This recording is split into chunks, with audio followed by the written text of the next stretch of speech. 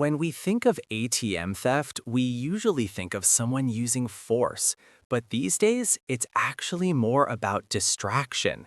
Scammers are getting really good at creating just a few seconds of confusion because that's all the time they need to take advantage of you. Sometimes they'll stand just a little too close.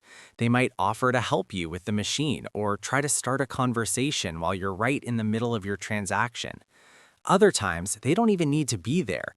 They install these tiny fake devices right over the card slot just to capture your information. So, before you even put your card in, stop. Take a good look at the machine. Give the card slot and the keypad a little look. If anything feels loose, if it looks damaged or just off, don't risk it. Just cancel the transaction and walk away. And here is the golden rule. Never accept help from a stranger at an ATM. I know they might seem incredibly polite. They might seem like they're just being helpful. But if you have a problem with the machine, you talk to the bank, no one else.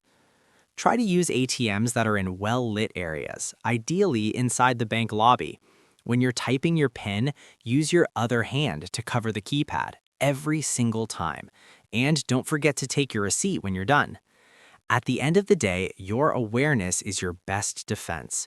Don't let anyone rush you. Taking your time and staying alert, that's how you keep your money right where it belongs.